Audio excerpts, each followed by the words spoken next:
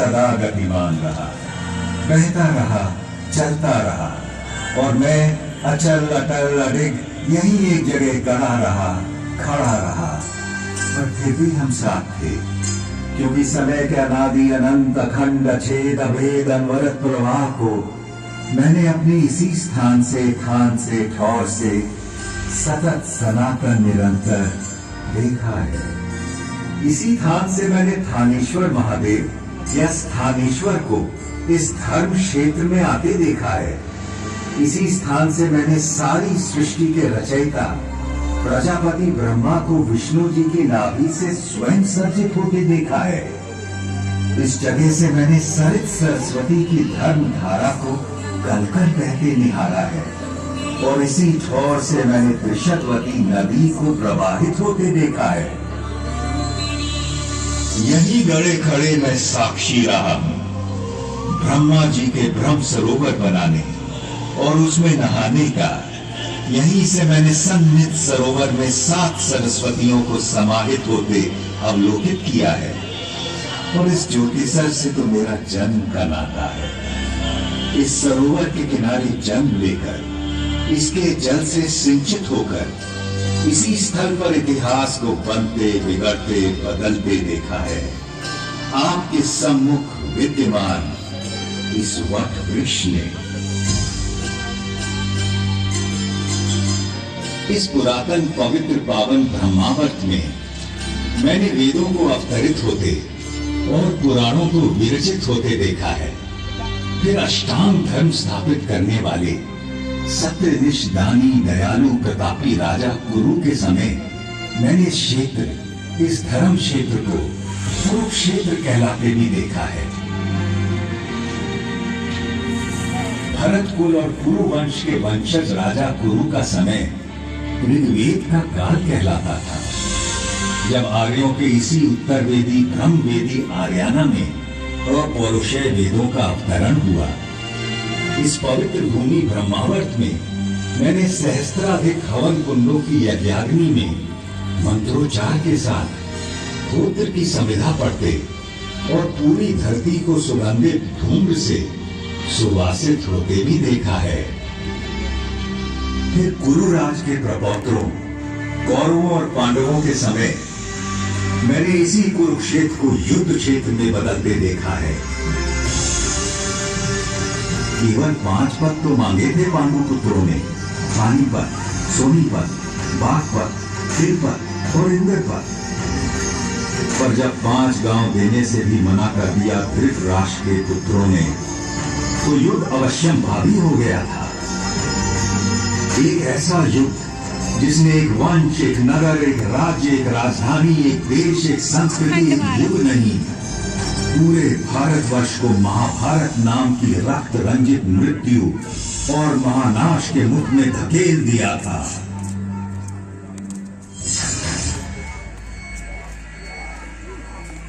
सच कहें तो महाभारत का युद्ध उसी दिन शुरू हो गया था, जब जुए के मादक और मारक खेल के लिए धृतराष्ट्र के पुत्रों ने पांडवों को हस्तिनापुर के अपने प्रासाद में आमंत्रित किया था। जिसे द्यूत का व्यसन हो, उसे जुए की चौपट से दूर रखना असंभव होता है। पांडवों की ओर से युधिष्ठिर पासे फेंक रहे थे और कौरवों की ओर से मामा शकुनी। एक एक कर सारे गांव धन धान्य और संपत्ति पांडव हारते चले गए।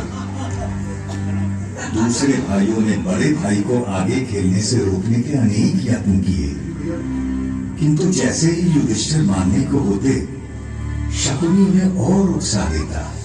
ऐसा कैसे हो सकता है कि पांडवों के बड़े राजकुमार के पास एक भी दांव लगाने के लिए कुछ भी न हो? और कुछ तो होगा, कोई रथ घोड़ा, दास दासी, चाकर भृत्य, स्त्री। हाँ, एक चीज है मेरे पास, मेरी पत्नी द्रौपदी, मैं उससे दांव पर लगाता हूँ। भैया, द्रौपदी कोई वस्तु नहीं, हम पांचों की पत्नी है वो। फिर कैसे आप इसे? ठीक है अर्जुन, तुम उसे जीत कर लाए थे, किंतु द्रौपदी में युधिष्ठिर का भी तो हिस्सा है। अभी इसका 5वां भाग काट कर दाव पर तो नहीं लगा सकते ना।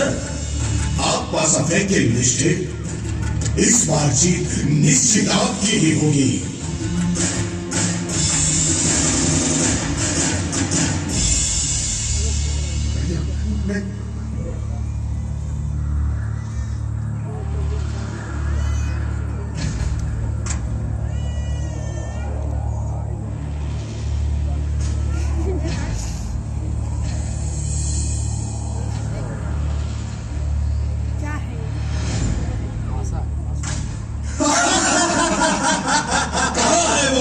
द्रौपदी, सुशासन, उसे इस दरबार में ले आओ।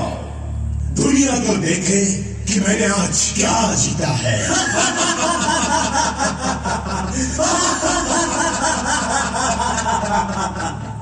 पूरे राजमहल में सन्नाटा पसरा था और उस नीरव मौन में केवल सुयोधन का अट्टहास गूंज रहा था। इधर सुशासन द्रौपदी को उसके केशों से घसीटता हुआ दरबार के बीचों बीच ले आया था।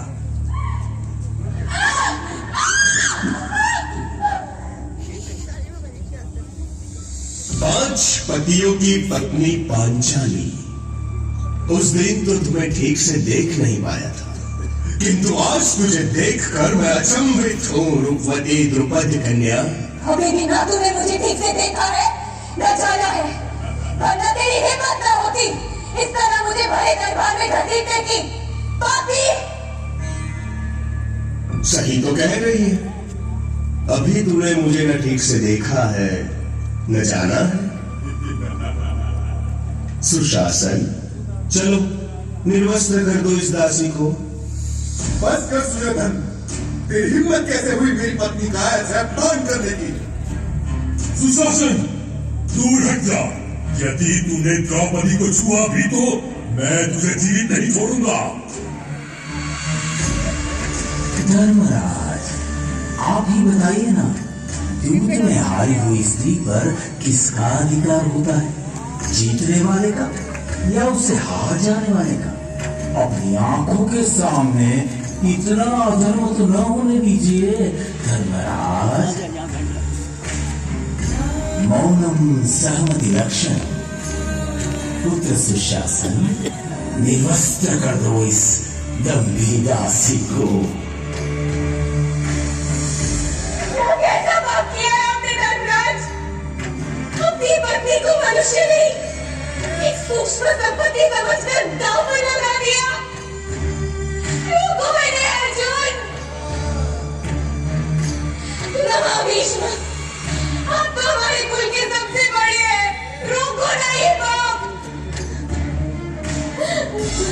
गुरुवर्य द्रोण, क्या यही सिखाया है आपने आपके शिष्यों को कि इस सभा में एक भी वीर आज एक नारी के अपमान को रोकने के लिए आगे नहीं आ रहा? पिता धृतराष्ट्र, देखिए ये क्या हो रहा है आपके सामने। अंधे हैं, वो कैसे देखेंगे? अगली देखेंगे तो हम आज तुझे। वरना आज के बाद आने वाली पीढ़ियां तुझे सुयोधन नहीं, दुर्योधन के नाम से जानेगी।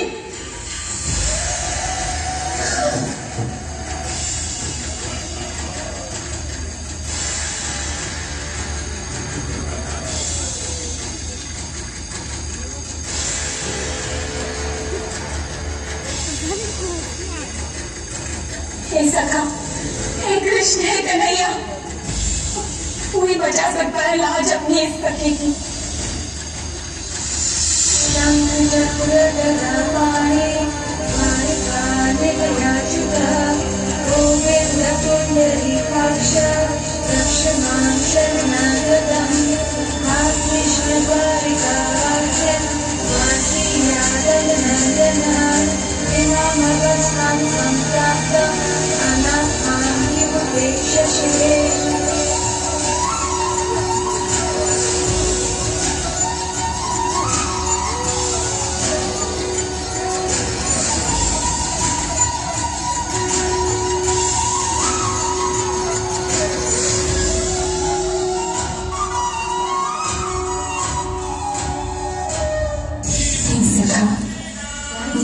क्यों लगाती?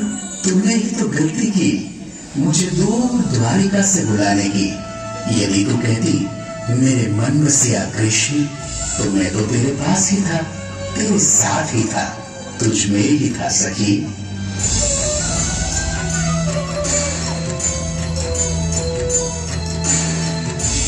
कृष्ण ने उस दिन अपनी सखी कृष्णा की लाश तो बचा ली, किंतु इस घोर पाप, इस जघन्य अपराध, संपूर्ण स्त्री जाति के इस अनादर के बाद संसार को प्रलयंकारी युद्ध से बचाना अब केशव के लिए भी संभव नहीं था।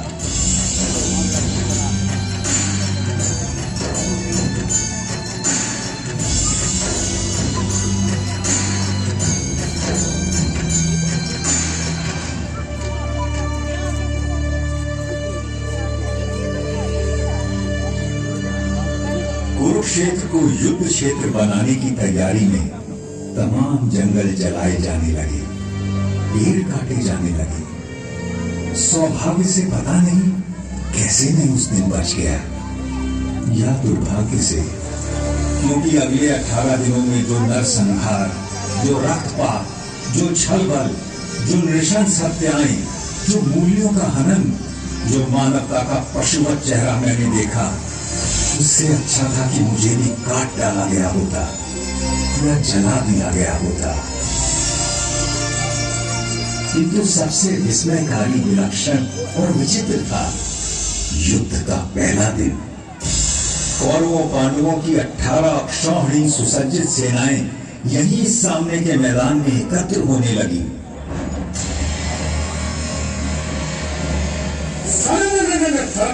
हर्षों की चमक चमक, बाणों की किरणों में हारों की चमक चमक,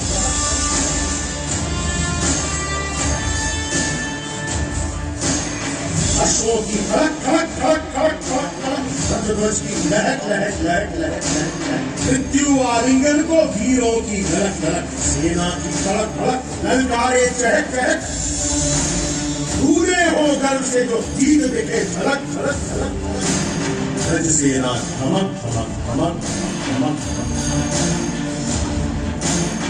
अग्नियस्त्र धड़क धड़क धड़क धड़क, जय जय जय गौरव नहीं पांडव जय घोष धड़क, जय जय जय गौरव नहीं पांडव जय घोष धड़क, जय जय जय गौरव नहीं पांडव जय घोष धड़क।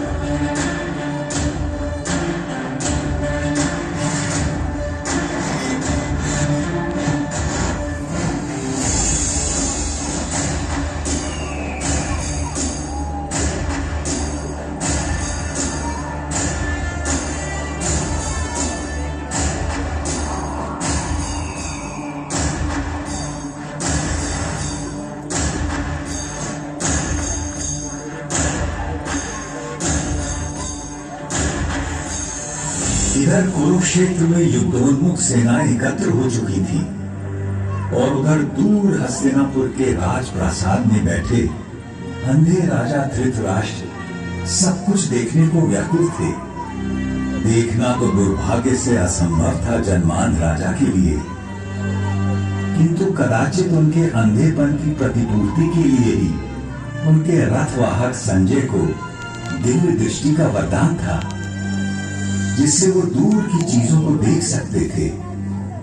व्यथित धृतराष्ट्र ने संजय से पूछा, धर्मक्षेत्र कुरुक्षेत्र में जब मेरे और पांडु के बेटे युद्ध के लिए एकत्र हो गए हैं, तो संजय उन्होंने क्या किया है?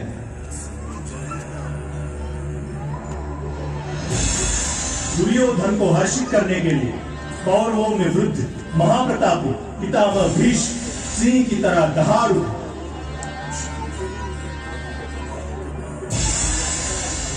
और उन्होंने युद्ध का शंख फूंक दिया है।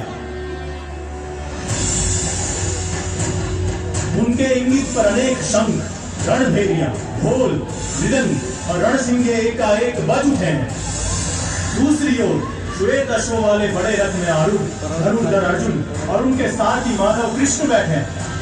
उन दोनों ने भी अपने अपने दिव्य शंख, 5 धन्य और देवधर बजा दिए। उधर भीम ने अपना पौंड्र शंख बजाया तो युधिष्ठिर ने अनंत विजय में फूंक मारी। पांडवों की ओर से और भी अनगिनत शंख बज उठे हैं स्वामी, और उनके विस्फोटक कोलाहल आकाश धरती कंपित हो, और आपके पुत्रों के साथियों और समर्थकों के हृदय भी कांप गए हैं महाराज। जब पांडु पुत्र अर्जुन ने देखा कि अस्त्र शस्त्र चलने ही वाले हैं, तो उसने भी अपना धनुष गांडीव उठा लिया। किंतु तभी एक विचित्र बात हुई। अर्जुन ने अपने सारथी ऋषिकेश कृष्ण से कहा कि वो उनके रथ को दोनों सेनाओं के बीचों बीच ले जाएं, ताकि वो देख सकें कि उन्हें किस किस से लड़ना है, किन्हें मारना है, किन पर विजय प्राप्त करनी है। और अच्युत उनका रथ लेकर आगे बढ़ चले हैं।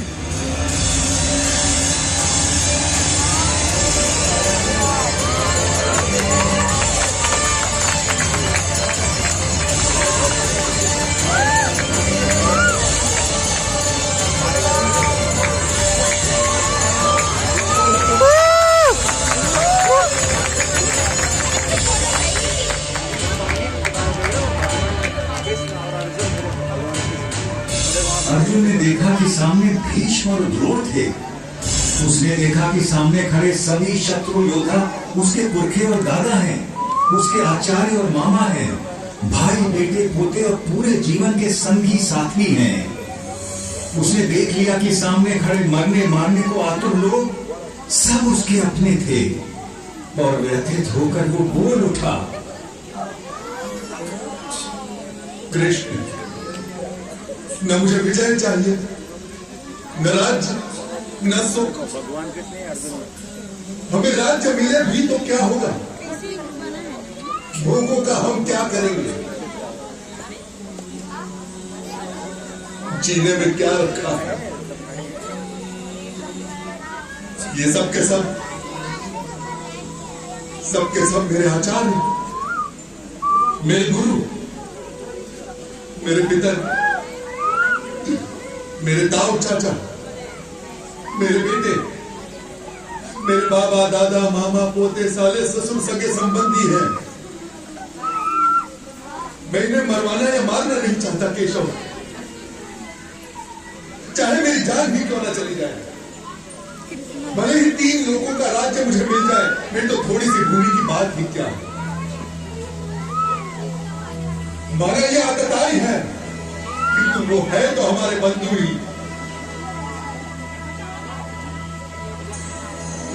अपने कुटुंबियों को मारकर माधव हम सुखी कैसे हो सकते हैं?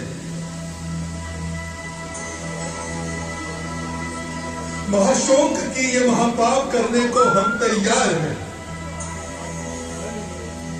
राज्य और सुख के लोभ में हम अपने ही लोगों की हत्या करने को उतारू हो गए हैं।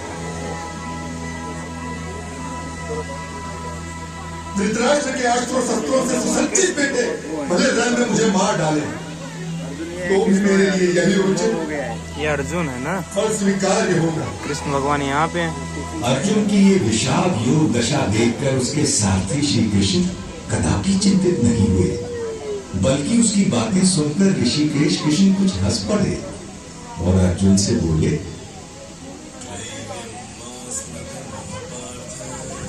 कायर मत बन पार्थ, यह तुझे शोभा नहीं देता। हृदय की शुद्ध दुर्बलता को त्याग दे और उठ खड़ा हो जा। तू तो परंतप है, तेरा काम है शत्रुओं को हराना, बैरियों को मारना। इस देह में आकर हमारी आत्मा बचपन, जवानी, बुढ़ापा इन सभी अवस्थाओं को प्राप्त करती है और फिर एक देह से निकलकर दूसरे देह में चली जाती है। इस देह परिवर्तन को देखकर कोई भी धीर बुद्धि व्यक्ति कभी भ्रमित नहीं होता है अर्जुन। जैसे पुराने कपड़ों को उतारकर मनुष्य नए कपड़े पहन लेता है, उसी प्रकार आत्मा भी पुराने शरीर को त्याग कर नया शरीर धारण करती है। इस आत्मा को ना तो शस्त्र काट सकता है और ना आग उसे जला सकती है, ना इसे पानी भिगा सकता है और ना ही हवा उसे सुखा सकती है। यूं सांख्य योग की बारीकियों को आगे समझाते हुए कृष्ण बोले, कुरुनंदन, इस योग में व्यावसायिक बुद्धि और कर्म निर्धारक बुद्धि दोनों एक ही है। लेकिन जो अव्यवसायी है, अकामी है, अकर्मण्य है, उसकी बुद्धि तो अनंत शाखाओं में बढ़कर भटक जाती है अर्जुन। और फिर देवकी नंदन श्री कृष्ण ने वो शब्द कहे जो आज तक हर भारतीय के मन मस्तिष्क में गुंजायमान रहते हैं। तेरा अधिकार केवल कर्म पर है, फल पर कभी नहीं। तू कर्म करते समय फल की इच्छा कभी मत कर और कर्म से कभी मुंह भी मत मोड़। काश कि मनुष्य ये बात हम पेड़ों से समझ लेते, जो सारे संसार को, मनुष्यों, पशु पक्षियों को निरंतर फल देते हैं, किंतु स्वयं उस फल के भोग के बारे में कभी नहीं सोचते। वरना तो सारे जंगल, सारे पेड़ पौधे, सारी वनस्पति कब की नष्ट हो जाती और उसके साथ संसार में संपूर्ण जीवन भी।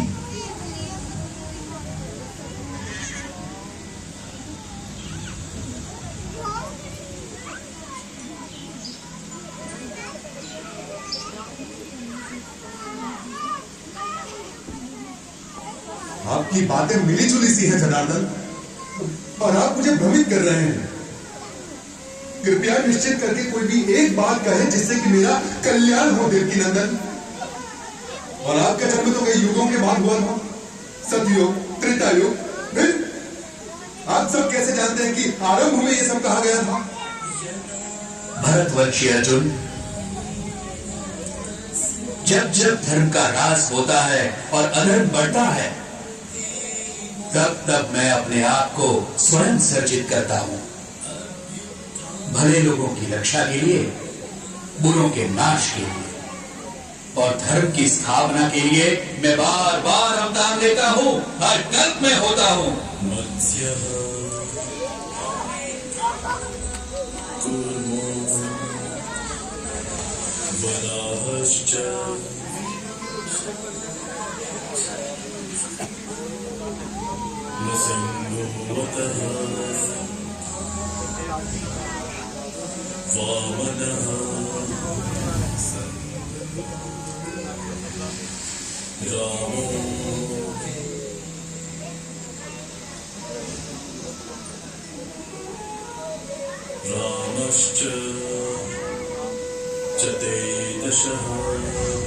अर्जुन के सीधे संशय के बाद भगवान ने उसे ध्यान योग के बारे में इस प्रकार बताया।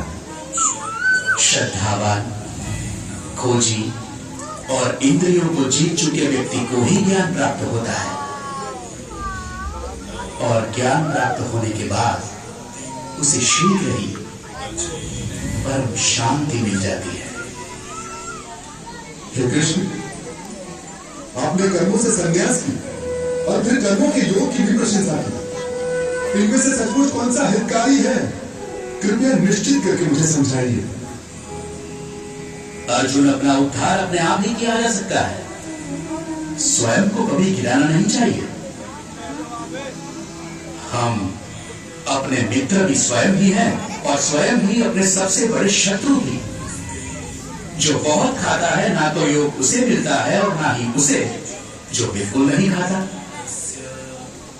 ना ही बहुत सोने वाले को मिलता है और ना ही बहुत जागने वाले को। जो यथा योग्य खाता है, जो यथा योग्य पैदल चलकर विहार करने आता है, कर्म में यथा योग्य प्रयास करता है, जितना सोना चाहिए उतना सोता है, जितना जागना चाहिए उतना जागता है।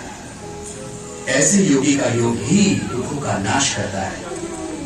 यही तो विलक्षणता थी श्री भगवान के उद्गारों की, जिसमें जीवन के प्रत्येक पहलू की बात समाहित थी। परंतु अर्जुन ने फिर एक प्रश्न किया। कृष्ण, मन चंचल तो होता ही है, वो शक्तिशाली और कठोर आत्मदायी भी है।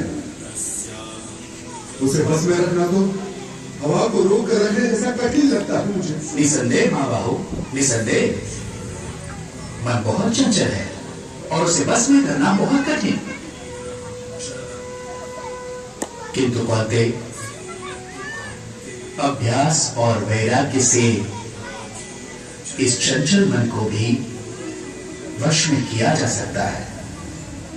इस तरह श्री कृष्ण ने अर्जुन को आश्वस्त किया। वो मूर्ख लोग मेरा तिरस्कार करते हैं, मेरा महत्व घटाते हैं, जो ये समझते हैं कि ये समस्त भूत प्राणियों का महेश्वर और अजन्मा मैं इन सभी कार्यों को करने के लिए इस मानव देह पर आश्रित हूं।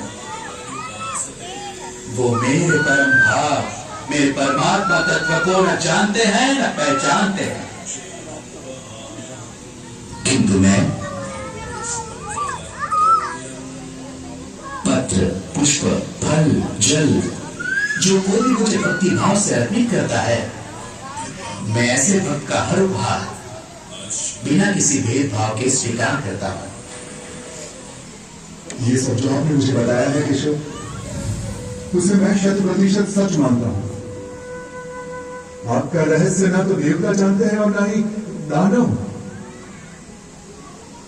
किंतु अपना योग और विभूति एक बार फिर से और विस्तार पूर्वक बताइए ना जनार्दन, क्योंकि आपकी वाणी और वचनों को सुनकर मुझे तृप्ति नहीं होती। अर्जुन के इस प्रश्न के उत्तर में श्री कृष्ण ने उसे विश्व रूप दर्शन योग के बारे में ज्ञान दिया। आकाश में सहस्त्र सूर्य एक साथ निकल आए तो उनका संवेद प्रकाश भी उस महात्मा की दौड़ की बराबरी शायद ही कर सके। इसलिए तो यश कमा, शत्रुओं को जीत, इस समृद्धशाली राज्य को, इन सबों को तो मैंने पहले ही मार दिया है। तुझे तो बस निमित्त बनना है पांडव। मेरे पास केवल वो लोग आ सकते हैं जो अपने समस्त कर्म मुझे अर्पित कर देते हैं, जो मेरी ओर उन्मुख हो, जो मेरे भक्त हो, जो इस संसार के सभी भूत पदार्थों और प्राणियों के प्रति शत्रुहीनता की भावना रखता हो, केवल वो ही मुझे प्राप्त कर सकता है। पार्थ, शनय शनय अर्जुन का मन कुछ स्थिर होने लगा और जिज्ञासु होकर उसने श्री कृष्ण से पूछा कि कुछ वक्त हमेशा सतत उनकी उपासना करते रहते हैं और अन्य उनको अक्षर और अव्यक्त मानकर उनकी उपासना करते हैं। अब प्रश्न ये है कि उन दोनों में से वो स्वयं किसको अच्छा योगी मानते हैं। भगवान ने बड़े धीरज से उत्तर दिया, मेरा वो भक्त मुझे प्रिय है जो द्वेष नहीं करता, जो समस्त भूत पदार्थों और प्राणियों का मित्र है, जो सब पर करुणा करता है, जो निर्मम है, निर्मोही है, निरंकार है, जिसमें मैं नहीं, जो अपने को कर्मों का कर्ता नहीं मानता, जो सुख और दुख दोनों को एक समान समझता है, जो क्षमा से भरा हुआ है। मेरा वो भक्त मुझे प्रिय है जो संतोषी है, सदा योगी है, आत्मा को जीतने वाला है, इरादों का पक्का है और मन बुद्धि सब मुझ पर अर्पित करता है। जनार्दन, बहुत से लोग जो शास्त्र में बताए गए तरीके से हटकर पूजा इत्यादि करते हैं, उनकी आस्था कैसी है? भारत, सबकी श्रद्धा अपने अपने व्यक्तित्व और स्वभाव के अनुरूप होती है। मनुष्य श्रद्धा का पुतला है, जिसकी जैसी श्रद्धा होती है वैसा ही वो होता है। अब अर्जुन ने एक अंतिम प्रश्न किया, महाबाहु, ऋषिकेश, केशिनी शूदन, मैं संन्यास और त्याग का तत्व भी जानना चाहता हूं। इनमें से सचमुच कौन सा हितकारी है, ये भी समझना है मुझे। कवि, मेधावी और विद्वान एक बात अच्छी तरह से जानते हैं कि संन्यास उन कर्मों का परित्याग है जो फल की कामना से किए जाते हैं, और दूसरे विवेचक सभी कर्मों के फल के त्याग को ही त्याग मानते हैं। सात्विक कर्ता वो है जिसमें आसक्ति नहीं होती, जो अहमवादी नहीं होता, जो धैर्य और उत्साह से भरा होता है, जो काम के पूरा होने न होने में सिद्धि असिद्धि में भी निर्विकार रहता है। इसलिए हे पार्थ, तू सभी धर्मों का त्याग करके मेरी शरण में आ, मैं तुझे सब पापों से मुक्त कर दूंगा। तू शोक मत कर। पांडव श्रेष्ठ महाबाहु अर्जुन, अच्युत, आपकी कृपा से मेरा भ्रम नष्ट हो गया है, स्मृति वापस लौट आई है, संदेह दूर हो गए हैं, और अब मैं दृढ़ हूं कि अब से आपका कहा करूंगा, अर्जुन के मन से विषाद, करुणा, ग्लानि, शंका और निराशा छूमंतर हो गए और अर्जुन ने अपना गांडीव उठा लिया और प्रतिज्ञा तान दी। अब महाभारत होने को कोई नहीं रोक सकता था।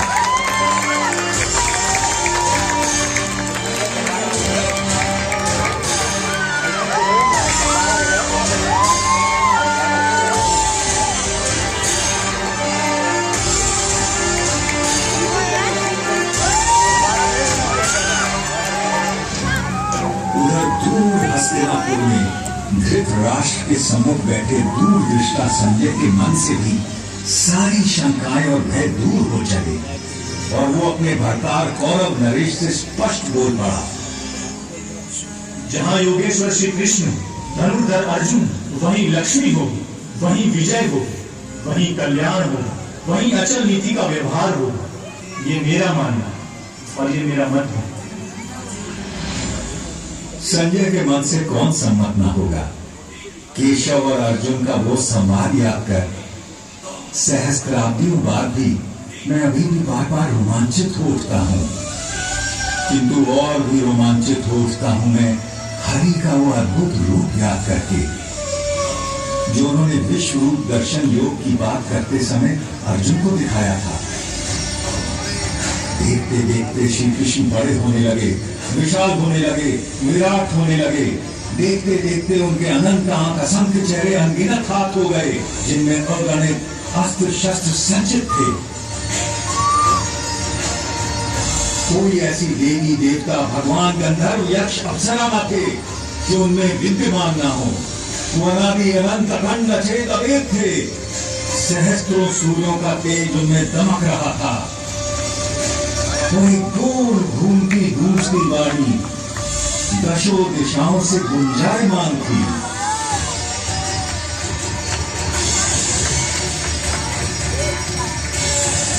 मैं अक्षर हूँ, अनिर्देश हूँ, अव्यक्त हूँ, सर्वज्ञ हूँ, चिंतन से परे कूटस्थ हूँ, अचल हूँ, ध्रुव हूँ। मैं ही भूतों के भीतर स्थित आत्मा, उनका निधित्व, उनका अपनापन हूँ। आदित्यों में मैं विष्णु, प्रकाश पुंजों में सूर्य, मारुतों में मारीची, नक्षत्रों में चंद्र, वेदों में सामवेद, देवताओं में इंद्र, इंद्रियों में मन, प्राणियों में चेतना, ऋतुओं में शंकर, यक्षों में कुबेर, वसुओं में अग्नि, पर्वतों में मेरु, पुरोहितों में बृहस्पति, सेनापतियों में स्कंद, जलाशयों में समुद्र, महर्षियों में भृगु, वाणी में ओम, यज्ञों में जप, अजर पदार्थों में हिमालय, पेड़ों में अश्वत्थ, देवर्षियों में नारद, गंधर्वों में चित्ररथ, मुनियों में कपिल, अश्वों में उच्चैठ हवा, गजों में ऐरावत, मनुष्यों में राजा, हथियारों में वज्र, गौओं में कामधेनु, जन्मदाताओं में कामदेव, नागों में वासुकी, पशुओं में सिंह, पक्षियों में गरुड़, मछलियों में मगरमच्छ, पवनकर्ताओं में पवन, ऋचाओं में बृहद सांब, छंदों में गायत्री, ऋतुओं में वसंत, नदियों में गंगा, शस्त्रज्ञों में राम, विद्याओं में अध्यात्म, सृष्टियों का आरंभ, अंत, मध्य मैं ही हूँ। कभी समाप्त होने वाला काल भी मैं हूँ पार्थ, सबका हरण करने वाली मृत्यु मैं हूँ, भविष्य में होने वाले जन्मों का कारण भी मैं ही हूँ। मैं विश्व तो मुख हूँ, ये पूरा विश्व मेरा मुख है।